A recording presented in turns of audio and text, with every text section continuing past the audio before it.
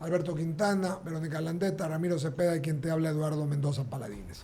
Vamos a comenzar a conversar, querido amigo. Ayer tuvimos un diálogo, yo diría una conversación un poco fuerte, ¿no?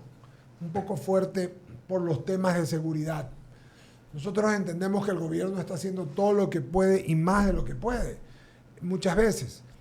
Pero eso no significa que pasen las cosas que pasan en el Ecuador.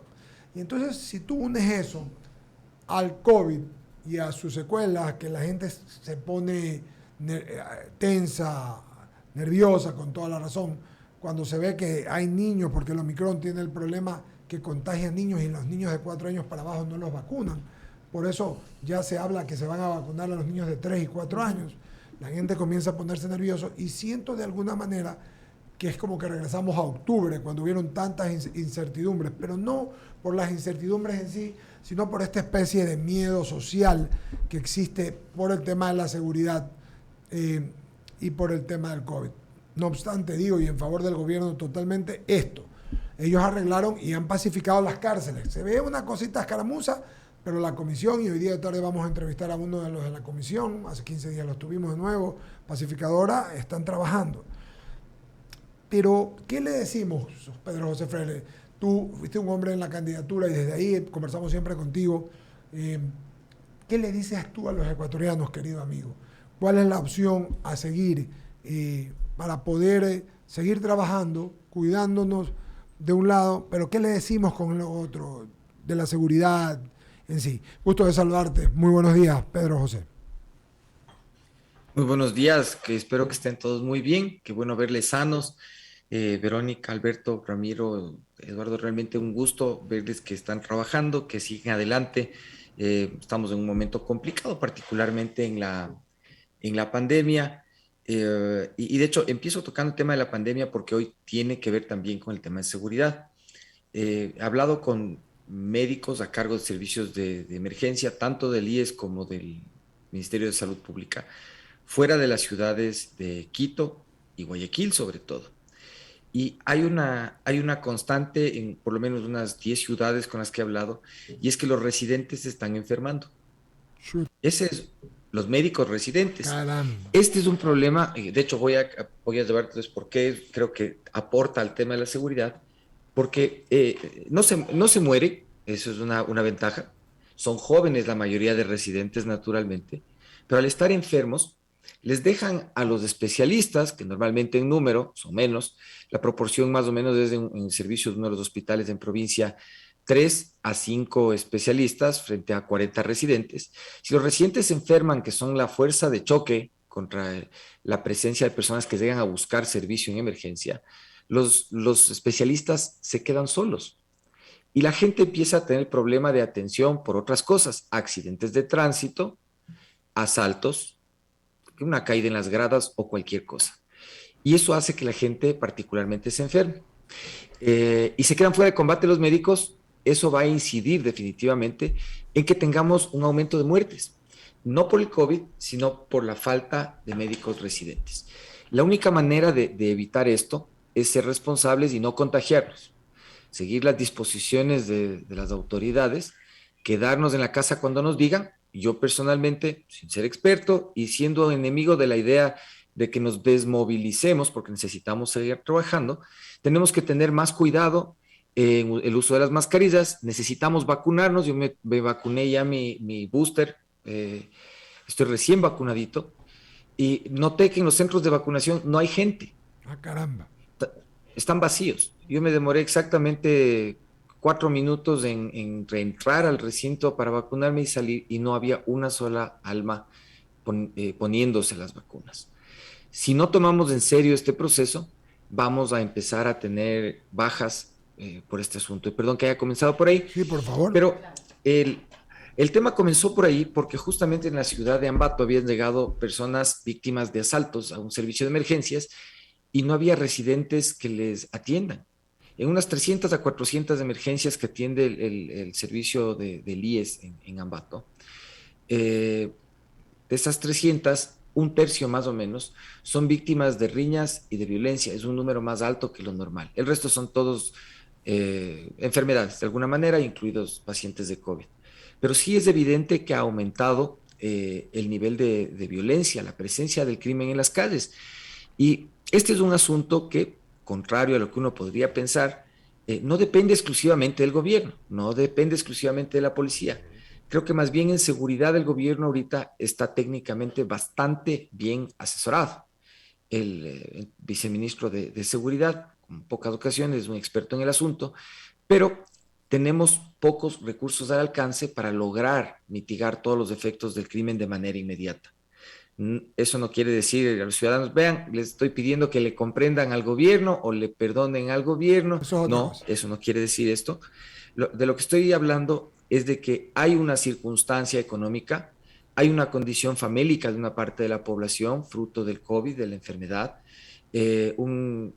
Nos hace falta y nos hace falta recursos. Muchos de los videos que ustedes ven en cámaras de seguridad son robos pequeños, robos famélicos probablemente, gente que necesita de alguna manera llevar el sustento a su casa. Y me acuerdo hace un año y poco más, creo que fue que hablamos con Ramiro, yo les decía que la crisis económica en algún momento podía llevarnos a cazar nuestro almuerzo afuera de nuestra casa. Estamos cerca de un punto como este. El tema de seguridad pasa porque primero nos solidaricemos entre nosotros, con nuestros vecinos. Todos somos potenciales cazadores de alimentos si no tenemos la capacidad de ser solidarios entre nosotros en el momento de la necesidad económica. Eh, pero si no somos conscientes de vacunarnos, peor estamos haciendo conciencia de habilitar, por ejemplo, las UPCs. Yo he recorrido en el último mes unas 60 unidades de policía comunitaria, los pequeños edificios que están ahí para que la Sí. policía pueda sentarse. La constante de todos es que no están funcionando. ¿Por qué no están funcionando? Porque no están pagadas las cuentas de luz ni las cuentas de agua. Y los vecinos no se están organizando para darle a la policía la facilidad mínima de estar presentes. Imagínense ustedes, si cualquiera de ustedes tuviera en la labor de policía y tuviera que cuidar un distrito, cuidar un barrio, y no tuviera la posibilidad de ir a un sitio en donde usar el baño, o sin luz eléctrica para cargar el celular, pero tienen que exponerse a la delincuencia. El gobierno ahorita no tiene los recursos para pagar los UPCs, pero los vecinos necesitamos organizarnos para hacer esta línea de apoyo al gobierno. No digo que les paguemos los uniformes ni que paguemos la gasolina de los vehículos, lo cual la empresa privada sí podría colaborar en el peor de los casos, pero las UPCs tienen que rehabilitarse. Esas nos van a ayudar a tener una sensación de más seguridad. Es algo que podemos hacer de manera inmediata. Nosotros estamos tratando justamente este fin de semana en Quito de convocar gente, alrededor de al menos 20 UPCs en distintas partes, para que la gente vaya, corte el césped, haga vaca, pague la factura de luz y pague la factura de agua. Lo segundo es pedirle al Ministerio de Gobierno que tome en cuenta que la comunidad puede empezar a hacer uso de estas unidades de policía comunitaria, que de otra manera el Ministerio de Gobierno ahorita no tiene plata para hacer funcionar. Entonces, cuando se habla de corresponsabilidad, que le he escuchado ya a algunos funcionarios hablar, tal vez tienen que decirnos más claramente, vean, denos una mano, necesitamos que se organicen para habilitar las UPCs, por ejemplo. Esta es una cosa que nos puede mejorar el sentido de seguridad de manera inmediata. La parte de planificación, más bien, yo veo que está bien, el gobierno está haciendo las tareas mejor que el gobierno anterior, bastante mejor. Pero necesitamos recursos materiales básicos para que la policía pueda movilizarse y pueda ayudarnos. El tema de las cárceles que tú mencionabas es un esfuerzo titánico. Sí, Me señor. parece que la Comisión de Pacificación es un grupo de personas notablemente valientes en lo que están haciendo, pero no soy tan, digamos así, positivo respecto a los resultados inmediatos que esto pueda lograr. De acuerdo contigo. Ellos pueden pacificar las cárceles, pero eso no va a detener el narcotráfico enquistado en los procesos administrativos desde hace mucho tiempo, en todos los niveles de dirección, de gerencia, de subsecretaría inclusive, en varios ministerios que permiten alimentar de recursos del narcotráfico. ¿Qué pasó con el famoso radar en Montecristi? La verdad, esas son las cosas que preocupan. Buena pregunta. ¿Qué pasó? No funciona, Así es. no funciona. cualquier daño técnico o inclusive la adquisición de un nuevo radar, que además es un radar móvil, no es una pieza de astronáutica, no es Claro. un aparato de la NASA, una compra de emergencia de un nuevo radar ya se hubiera concluido hace 15 días y estaríamos instalando uno nuevo.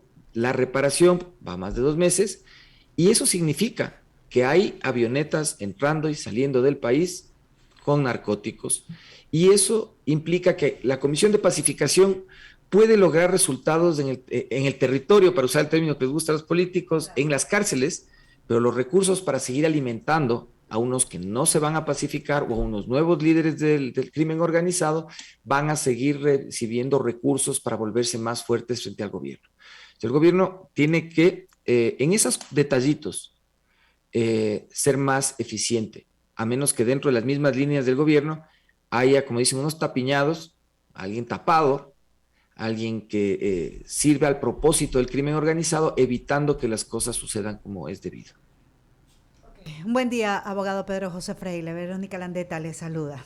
Un buen Hola, día. Vero. Ya que ha hecho todo un preámbulo, ¿no?, de cuáles son las falencias definitivamente y los factores y la situación y el panorama que vive Ecuador en el tema de la inseguridad, ¿cómo ve usted esta propuesta hecha por el presidente Guillermo Lasso de plantear en una consulta popular el tema de reformar la justicia?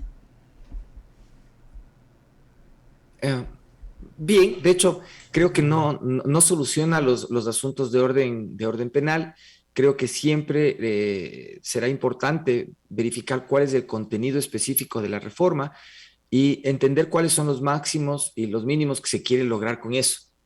Eh, no es un tema, en el tema de justicia, yo creo que si no se introducen reformas específicas, como permitir la creación de jueces y fiscales sin rostro, es una reforma administrativa que tiene que, es como con el chiste ese que llega el oficial nazi al campo de concentración y les dice a todos los presos que están íngrimos, paupérrimos, con sus harapos, y dice, señores, medida humanitaria, vamos a cambiarles los uniformes. Y todos, bien, por fin. Dice, ok, tú con tú y tú con tú. Ese tipo de cambios no sirve. Si nos van a llevar una consulta para cambiarnos los uniformes de presos así, no sirve de nada.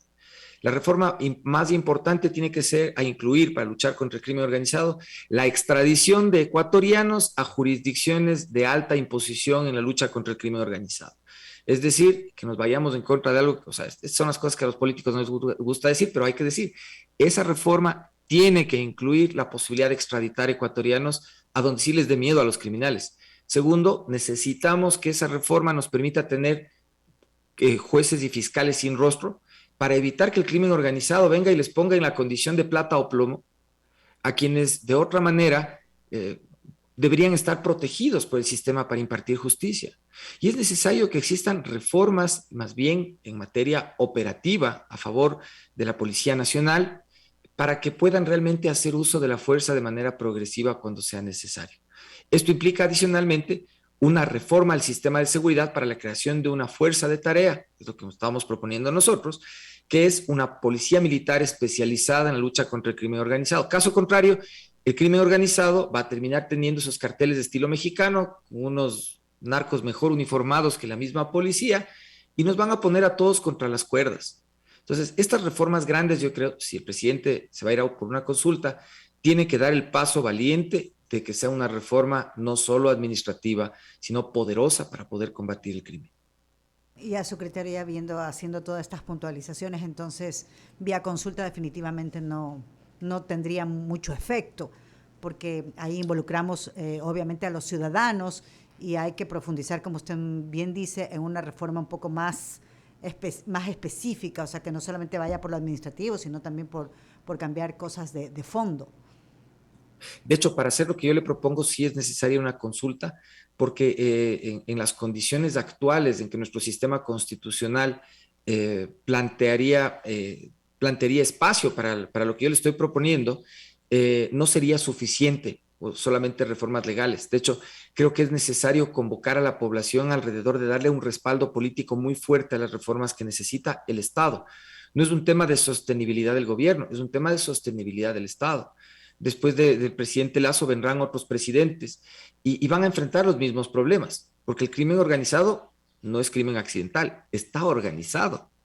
Y ellos van a lograr mantenerse fuertes y vigorosos si no podemos evitar que sigan haciendo su economía ilegal, su tráfico de narcóticos, su empoderamiento alrededor del sistema de justicia, haciendo plata o plomo contra jueces y fiscales que están expuestos todo el tiempo, y tengan la certeza de que la policía no les va a poder echar ni un solo tiro porque van a la cárcel si es que ejercen su oficio de darnos seguridad.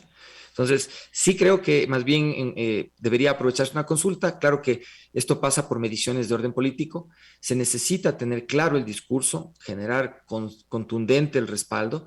Y creo que la población, harta de poder, de estar encerrada en sus propias casas ante la inseguridad, sí le apoyaría al presidente.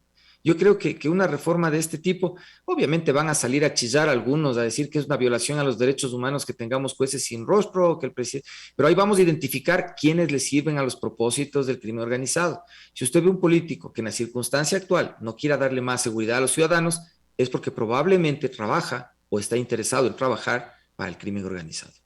A mis compañeros. Gracias. ¿Cómo le va? Es un gusto enorme saludarlo siempre. Un detallito es que le estaba escuchando los temas relacionados puntualmente a Quito, ¿no? Por la inseguridad, la necesidad de hacer esta verdadera minga, ¿no? Para enfrentar problemas, sobre todo lo que tiene que ver con la inseguridad. Y me llevé eso a preguntarle, ya decía Eduardo, ¿no? Entre sonrisas decía que había esa posibilidad de que corra en los comicios seccionales del 2023 como postulante a la alcaldía de Quito. Hace un año justamente estábamos abocados a plena campaña electoral, ¿no? De primera vuelta presidencial, y se escuchaba, pues se vinculaba a Pedro José Freile con el movimiento amigo, ¿no? La organización política que usted lidera, Acción Movilizadora Independiente Generando Oportunidades, así se denomina, ¿no?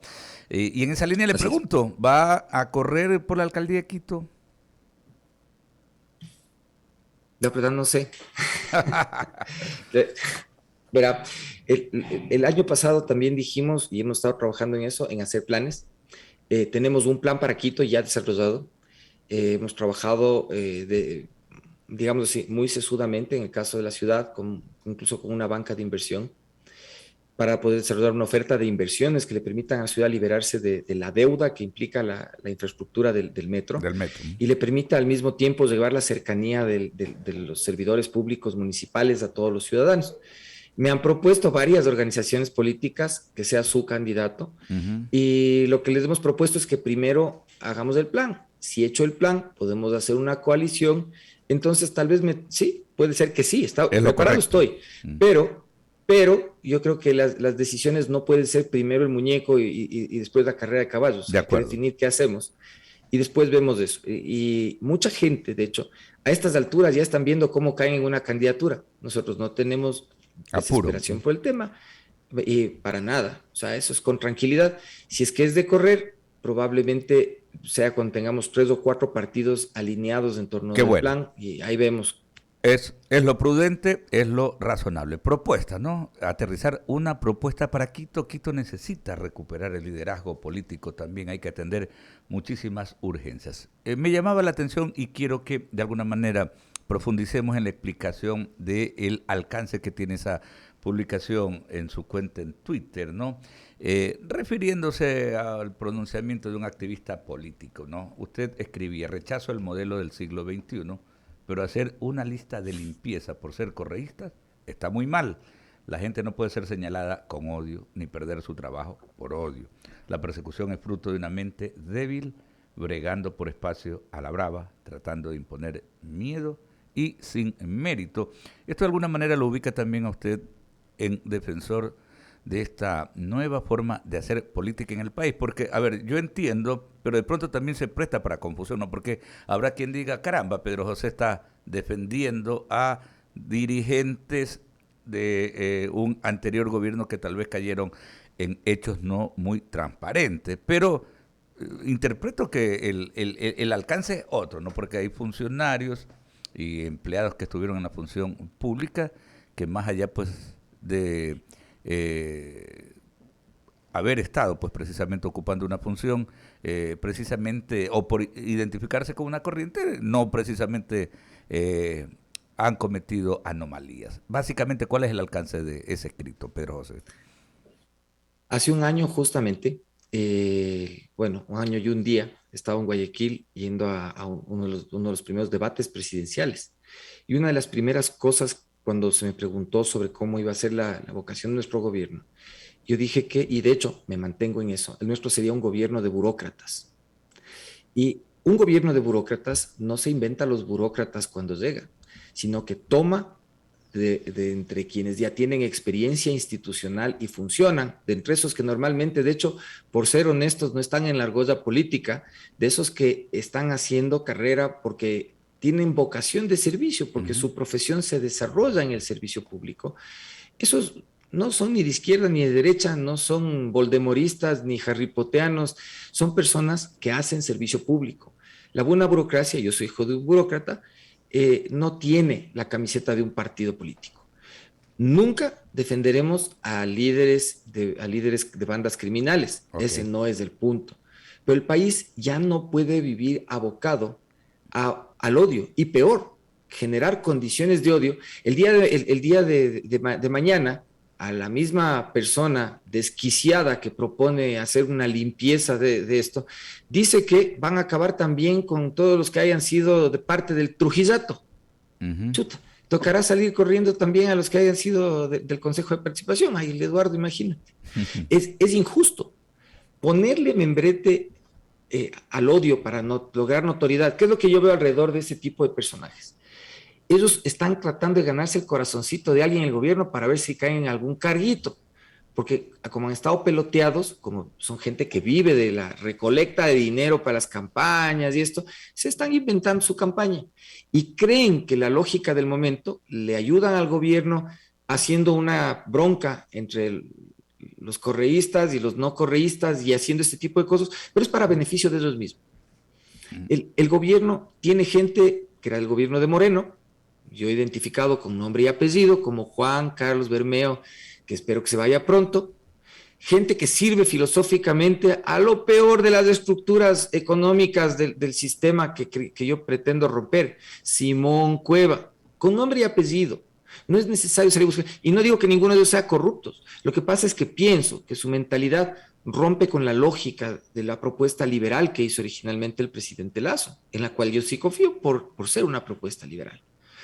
Y por ahí, si es que hay pillos, eso, o sea, el gobierno tiene que identificar. No tiene nadie que venir a título de limpieza a hacer este tipo de amenazas a los ciudadanos.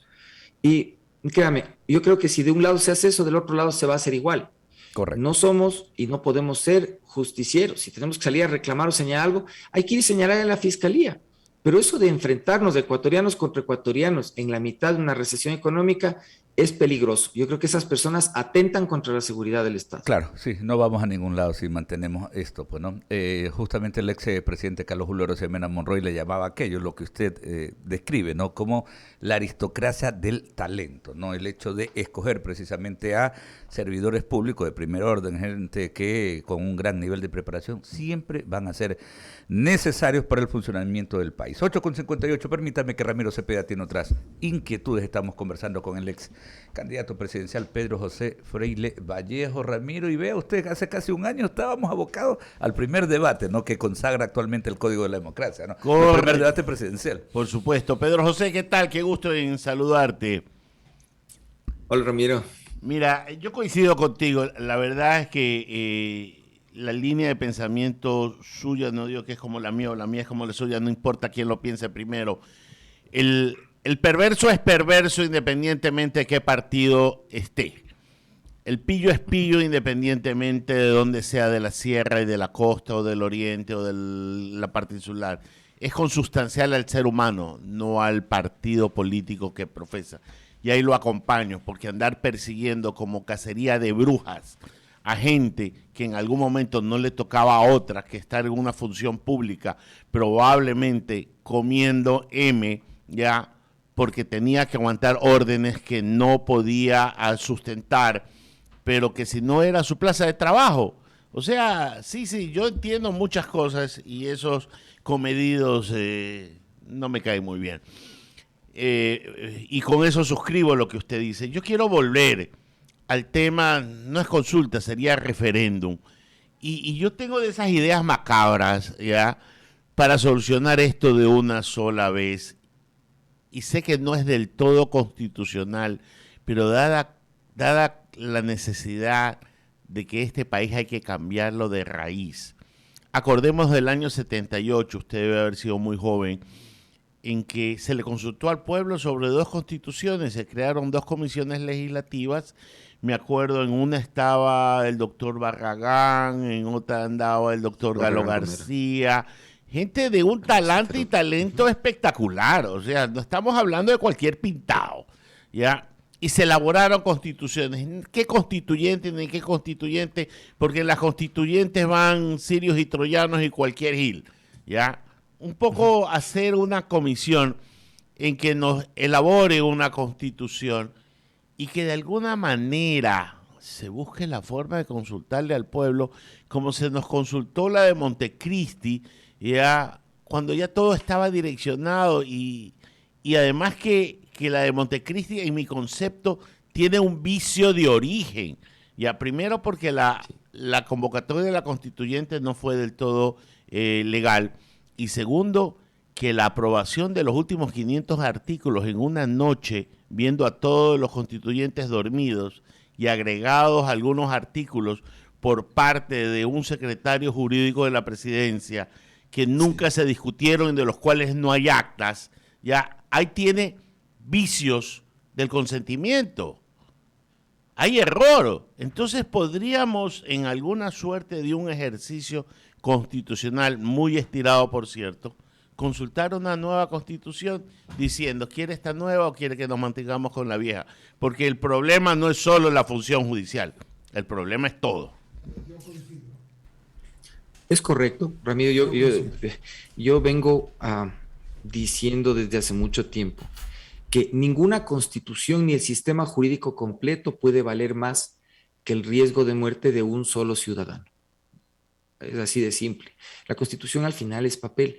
Y las grandes decisiones políticas que le permiten al país seguir en movimiento, como cuando, por ejemplo, fuimos hacia el Consejo de Participación Ciudadana de Transición, el que participó, se tomaron decisiones que pueden haber estado por fuera del marco constitucional, sí, pero en lo político fueron legitimadas por la voluntad popular, sí. Por eso la Constitución se llama Constitución política. No es un asunto ni de metafísica ni de ingeniería, es un asunto de política. Y cuando la Constitución no sirve para que la sociedad pueda funcionar apropiadamente, pues hay que cambiarla. No tenemos que tener miedo. El presidente es nuestro representante político, no solo es el representante legal de una empresa. Y su liderazgo se imprime en esos actos en los cuales él sí congrega a la gente para ir en un ejercicio que va más allá de su mera presencia institucional a producir los cambios necesarios. Y la gente no es loca, sabe que no funciona bien el sistema, sabe que no puede acudir a la justicia con confianza, ve que el gobierno hace esfuerzos enormes en el tema de seguridad, por ejemplo, para funcionar, pero no está en manos del presidente evitar que a un policía por el uso progresivo de la fuerza ahora se les lleve a juicio, claro, porque el presidente no tiene ese poder. Sí. Si lo tuviese, ojalá pudiera ser así, pero no lo tiene. Entonces, si la Constitución estorba para que estemos mejor, hay que cambiar la Constitución. Es tan simple como eso. Ramiro, no tenemos que tener miedo de hacer los cambios que se necesitan porque hay un periodo político, un proceso político que ha elapsado, que se ha agotado.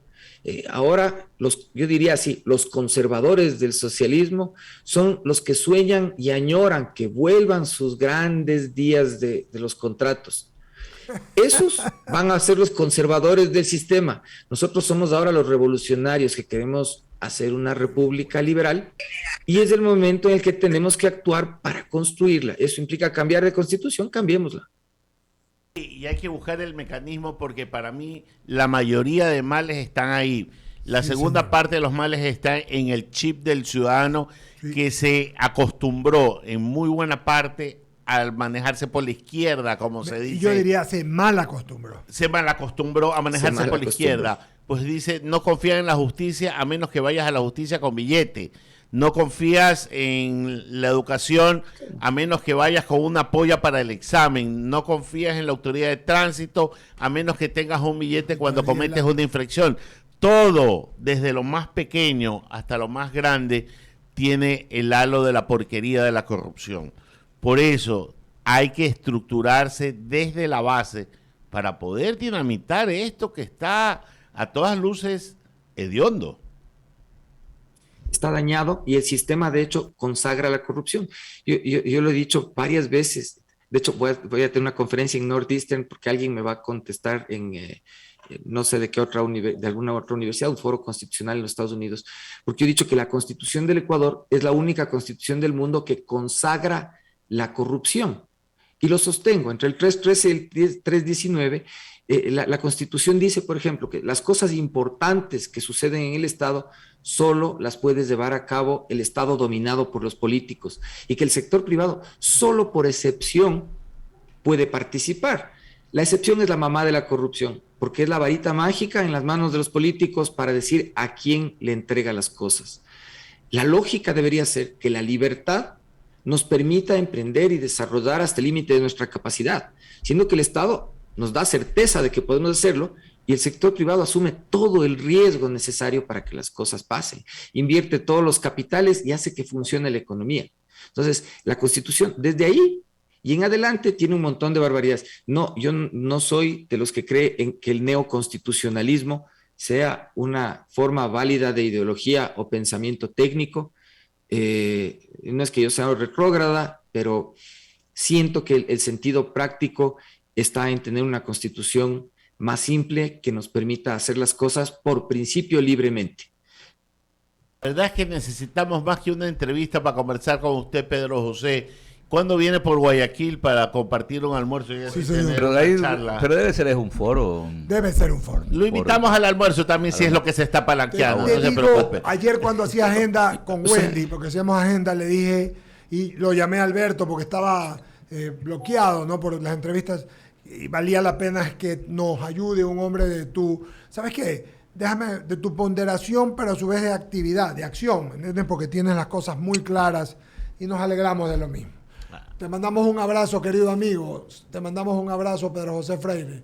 Y espero verte pronto, sea aquí o allá, y que este virus ceda y podamos volver. Que venga por Guayaquil, porque está el almuerzo pendiente y él lo sabe. Y un foro, No, como dice. y yo te aviso, Ramiro, el primer día de la bajada de pico estoy yendo para allá. Ok. Eso espero que sea Dios mediante la próxima semana. Ahí le veo a Javier también, que entró, le mando un abrazo también. Está Javier, sí. Alberto, Ramiro y Eduardo. Te mandamos un Gracias. abrazo y quedamos Gracias. en lo dicho. ¿Ah? Hacemos un foro alimenticio ahí. Ok, gusto de saludarte. Me encanta la idea. Sí. Gracias, Pedro José Freire, querido amigo.